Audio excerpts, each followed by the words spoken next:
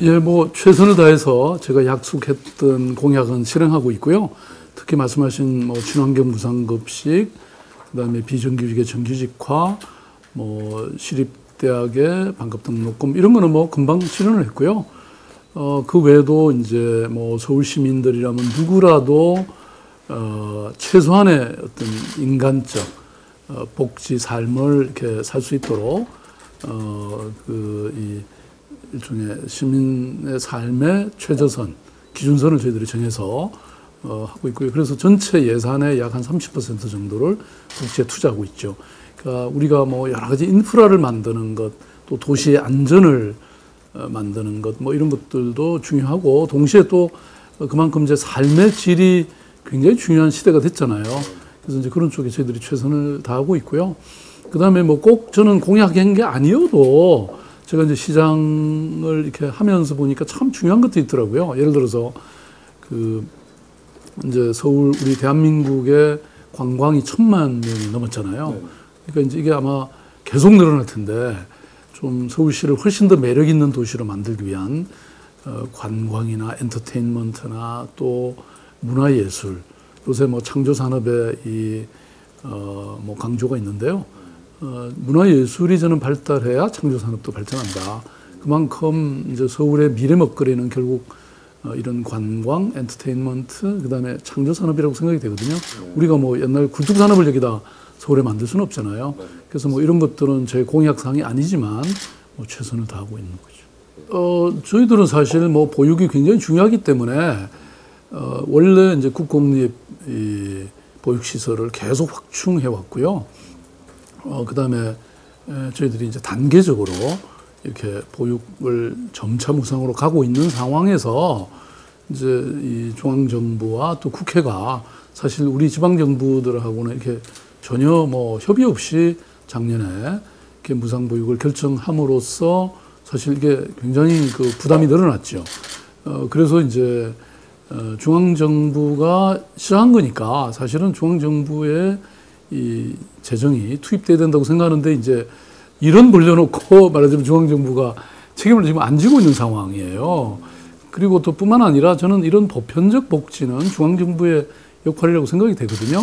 실제로도 뭐 박근혜 대통령께서도 인수위 시절에 저희들에게 그런 약속을 했죠. 그러니까 보편적 복지는 중앙정부가 책임지겠다 이렇게 분명히 엄명을 하셨는데 지금 뭐 이 기재부라든지 이런 데서 조금 반대하고 있는데 저는 잘 될 거라고 믿습니다. 그렇게 되지 않으면 지금 이미 시작했던 걸 중단해야 되는 상황에 오니까 뭐 정부도 저는 그렇게 하지 않을까 싶습니다. 공공의료 36.5라고 하는 이런 그 플랜을 발표를 했죠. 기본적으로 이 일반 그 시중의 여러 보건의료시설에 비해서 서울 시립병원이라든지 또는 서울의 이 보건소, 보건지소도 지금 계속 확대하고 있고요. 또 시중 병원보다는 여러 가지 이제 그 싼 가격으로 이런 취약계층의 건강을 책임질 수밖에 없지 않습니까? 그러다 보면 뭐 저희들은 한 700억 정도 매년 적자입니다만은 저는 시민들의 세금이 이렇게 시민들의 건강을 이렇게 돌보는 파수꾼으로서 역할을 하는 것에 투입된다는 것은 너무 당연한 일이라고 생각합니다. 그래서 우리가 뭐 물론 이 적자 폭을 가능하면 줄이기 위해서 뭐 서울시립병원의 혁신을 위해서 저희들이 노력을 많이 하고 있습니다만은 저는 시립병원은 불가피하게 적자일 수밖에 없고 그리고 그럼에도 불구하고 저는 공공의료는 계속 확대돼야 된다. 뭐 사람이 살면서 아까 제가 삶의 질의 말씀을 드렸는데 가장 중요한 게 주거, 의료, 또 교육 뭐 이런 거 아니겠습니까? 그래서 서울시는 공공의료를 계속 확대할 생각입니다. 예, 뭐 결국 이제 택시 가격의 인상이라는 게 또 우리 시민들의 삶에도 영향을 미치기 때문에 저희들이 뭐 무조건 많이 해드릴 수는 없죠. 다만 이제 이미 지금 그 지방 도시들이 벌써 택시 요금을 인상을 했고요. 그 다음에 지난 한 4년 동안 그 물가가 반영되지 않았기 때문에 그래서 이 지금 현재 뭐 인상할 수밖에 없는 상황이 된 것 같고 인상은 불가피한데 인상의 폭을 과연 어떻게 할 것인가. 그러니까 뭐 택시 업계에서는 한 3,200원 정도 원하고 있고요. 그래서 저희들이 지금 요건 용역을 하고 있기 때문에 거기에 따라서 뭐 여러 가지 나오면 저희들이 결정할 생각입니다.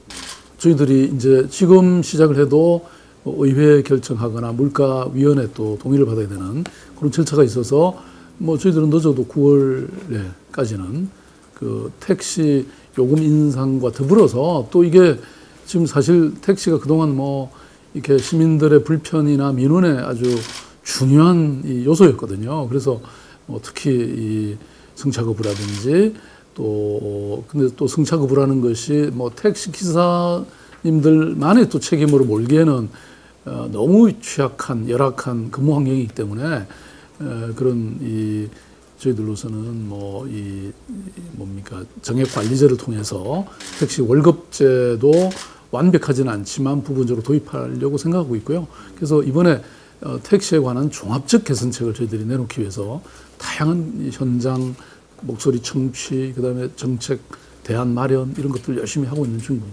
그야말로 하늘의 절반이 여성이잖아요. 서울시 인구의 역시 절반도 여성인데 여성들의 삶을 이렇게 향상시킨다는 것은 굉장히 중요한 서울시의 정책 과제가 될 수밖에 없죠. 그래서 우선 무엇보다도 여성 안심 특별시를 만들겠다. 그래서 여성들이 밤길을 걷는 데에 불안하지 않도록 하겠다고 해서 저희들이 뭐 여러 가지 이 정책들을 하고 있습니다. 예컨대 홈 방범 서비스라든지 여성 안심 스카우트라든지 그래서 이제 밤에 이렇게 퇴근하시는 분들을 원하시면 스카우트가 가서 이제 안내를 해드리는 거죠. 그런 것도 있고요.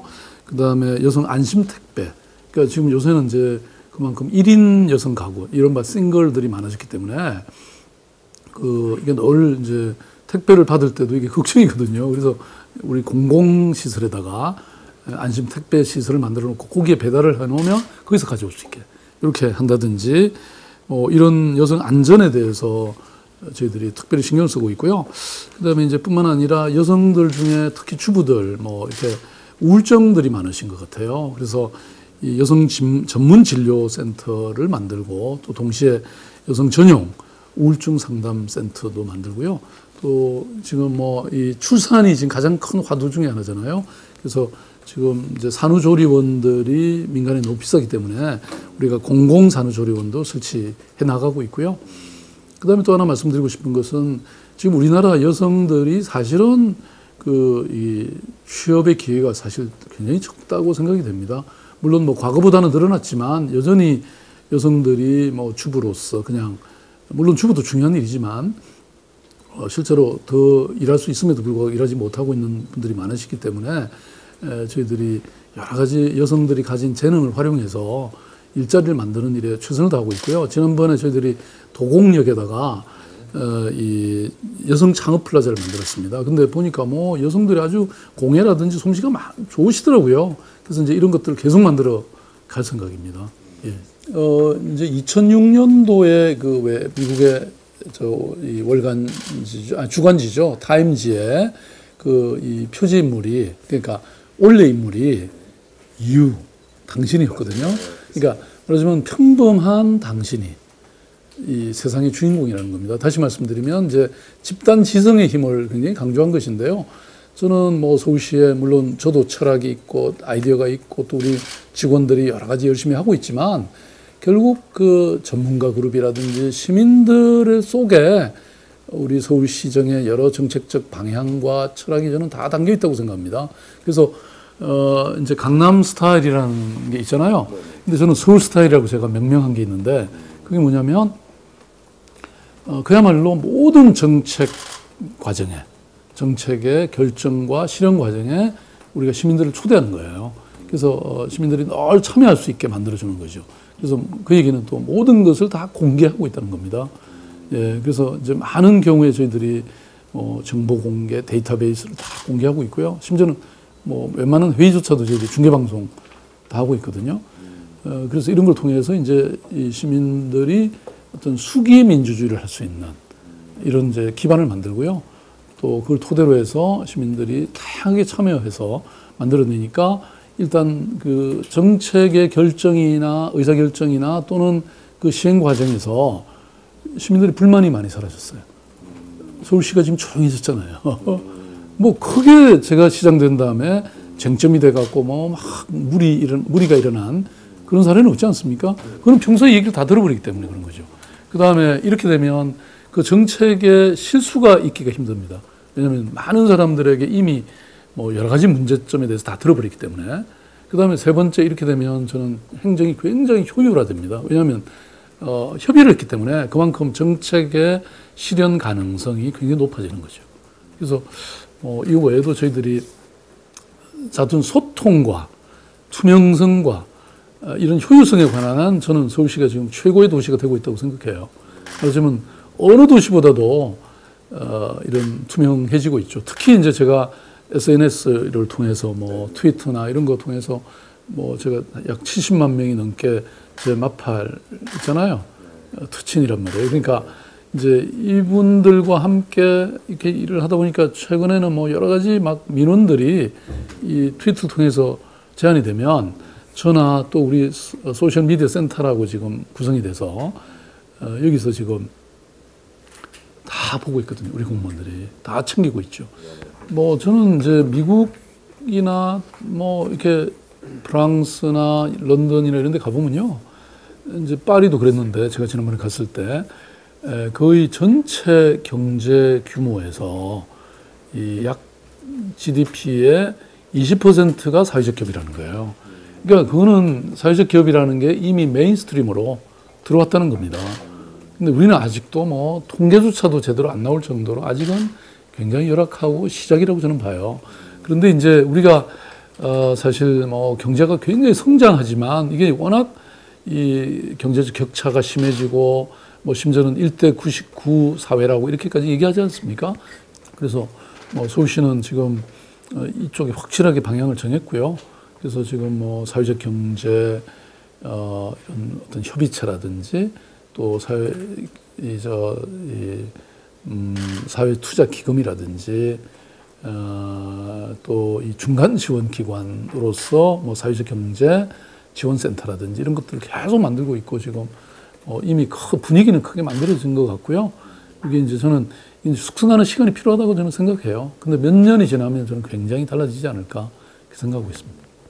그리고 단순히 뭐 저희들이 그렇게 지원하는 것뿐만 아니라 뭐 예를 들어서 유통을 지금 그러니까 이 서울시 안에 여러 가게들을 만들어준다든지 요 지금 시청 지하에도 가면 다누리라고요. 저 장애인들이라든지 사회 배려 계층들이 생산하는 물건들을 팔아주는데 상당히 물건들이 우수해요. 그래서 이거 지금 계속 확대할 것이고요.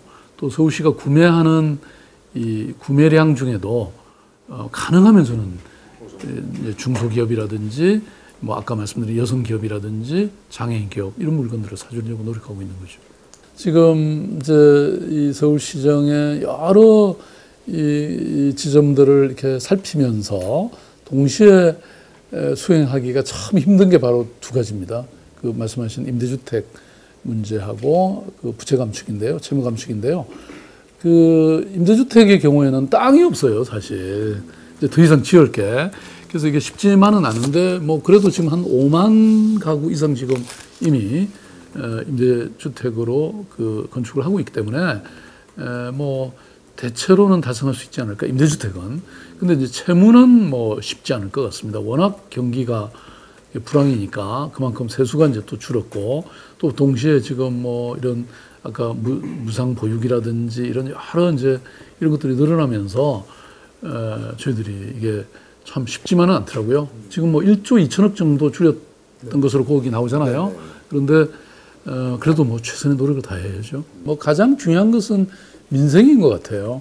지금 우리 시대는 아까도 말씀드린 것처럼 가장 그 시민들이 고통스러워하는 것 같아요. 뭐 우리가 왜 가게들의 부채도 늘어나고 있고 또 지금 뭐 지금 취업 못해서 100만의 우리 청년들이 지금 놀고 있는 상황이잖아요. 그다음에 요새 조기 은퇴하면서 또 은퇴자들도 새로운 삶을 지금 살아야 되고 이런 또 뭐 여러 가지 경기 불황 때문에 재래시장이라든지 또 골목 상권들이 굉장히 피폐화돼 있죠.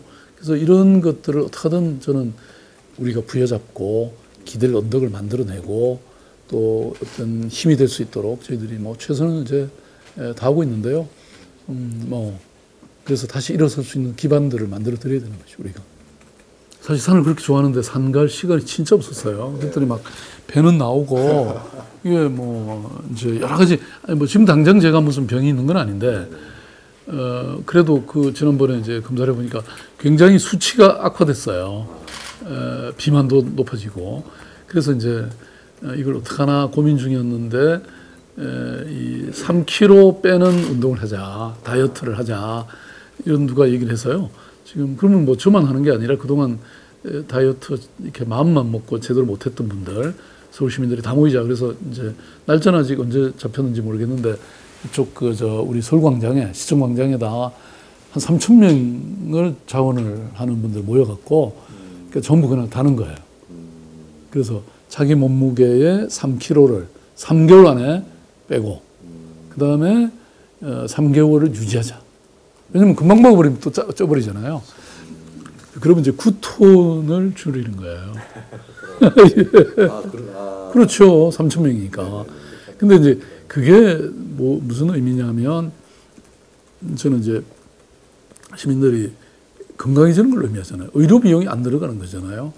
그 다음에 그래서 이제 저는 거기에 모금을 함께 엮어서 이걸 이제 우리가 아직 굶는 아이들이 뭐 국내에 있잖아요. 그 아이들을 위해서 우리가 쓰자. 예, 그럼 제가 이제 그렇죠. 제가 3kg를 이렇게 성공하는 것에 사람들이 이제 걸어주는 거죠. 격려해 주는 거죠. 예? 그러면 거기 모이는 돈은 다 우리가 교식 아동들에게 가자. 이렇게 우리나라 이 어떤 묵가지 영역에서 참 쉽지 않은 그런 어려운 그 개척을 해오셨다고 저는 생각이 되는데요. 그래도 10년은 이제 절대 망하지 않을 10년의 기반을 저는 구축했다고 생각해요. 뭐든지 어느 뭐 예컨대 제가 어떤 시민 단체를 꾸려봐도 10년이 됐다는 얘기는 이미 이제 정착이 됐다는 얘기거든요. 근데 그 10년이 생존의 10년이 아니라 이제는 훨씬 더 뭔가 새로운 좀 변화의 10년이 되시길 바라고요. 제가 옛날에 그런 생각도 했어요. 그러니까 그 왜 굿뉴스, 착하고 좋은 뉴스. 그러니까 우리가 언론이라는 게 워낙 막 좀 센세이션하고 또 여러 가지 뭐 이렇게 어떤 사회적 사건들을 주로 많이 다루잖아요. 근데 그 뉴스는 굿뉴스는 아주 좋은 것만 이렇게 담는 거예요. 그거 한번 해보시면 어떠세요? 아니 근데 그건 아마 교회나 아니면 아예 기업의 사회부 형태로 만들게 해도 돼요. 뭐 많이 아니고 그냥 한 이렇게 사면 정도 한 장 딱 끼면 되게 그렇게 하나 일주일에 한 번 정도 내면 아침 출근길이 행복해질 수 있죠.